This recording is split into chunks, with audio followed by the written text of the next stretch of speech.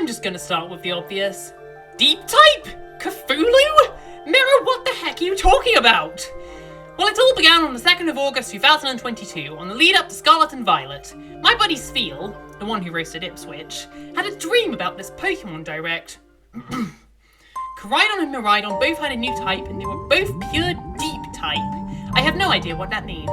Also, the main gimmick of the game was you could fuse them, and they also had baby forms. The game also had a lot of general focus on deep sea and deep space Pokemon, with Clampo's line getting water-deep regional variants, and they were very cool and bioluminescent.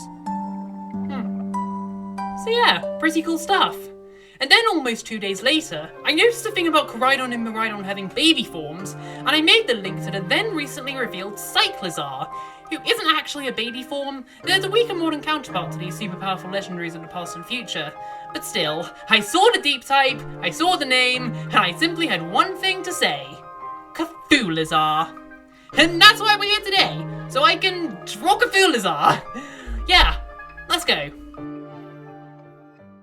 Now, when it comes to commentary, I actually don't have much to talk about with the design. It's just Cyclizar with a Cthulhu head. At first I wanted to change the design a lot more, but I didn't have too many ideas. And the ones I did have, I couldn't get to work. Like, I considered changing the tail, but I wanted to keep the same concept of being able to shape into a motorcycle, so that wouldn't work. I also considered giving him wings, since that's something a lot of depictions of Cthulhu are drawn with, but I didn't think it'd work with the rideable intention. Which is why Koraidon and Miraidon have a glider in their head to fly, but I don't think that'd fit CTHULIZAR. In terms of design changes, I kept things pretty simple. After adding the obligatory face tentacles, I gave him these creepy, glowing red eyes, since those really read Lovecraftian horror to me. Then I added these little protrusions on the side of the head. I don't really know what they are, but I found them on some reference images of Cthulhu's head, and I just wanted to add them for a bit of variance. I made the colour scheme more blue, and made the cheek spots cyan instead of orange to match. I also used that cyan colour for the webbed fingers, which I wanted to add to fit the deep sea intention. While we're talking about the fingers, here's a fun fact about Cyclizar. His ancient counterpart Koraidon has 4 fingers, and his future counterpart Miraidon has 3 fingers. So Cyclizar has an in-between where he has 4 fingers, but the centre 2 are merged. This isn't really relevant to the design, it's just a neat detail I found while researching for this video and I wanted to share. So back to the colour scheme, this actually ended up being a bit of a struggle later on.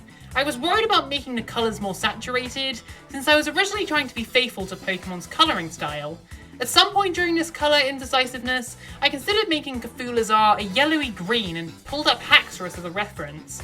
But I wasn't really feeling this colour scheme, especially since it didn't work well with the bluish blacks. In the end, I settled for more bluish versions of Cyclizar's regular colours. More saturated, but hopefully not too much so. Now for the shading and lighting, I at first wanted to try some Pokemon style shading again.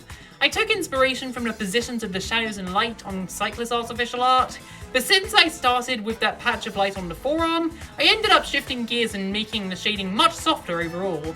I'm not feeling much Pokemon from this shading style at all, but I do like how I executed the shading, especially with the lighting on the arms. Later on, I also decided to make the lighting more saturated to make CTHULIZAR look shinier. That should make his skin look more like octopus flesh, I guess. So yeah, that's all I really wanted to say about this art. It's very simple, but I like how it turned out. As a side note, I'd definitely like to do a full-on Pokemon style study in the future. I'm planning on sharing some of my own Fakemon on this channel, and while I know replicating the style isn't a necessity, I don't know. I just really love it when people are able to consistently replicate other art styles. That's gotta take talent.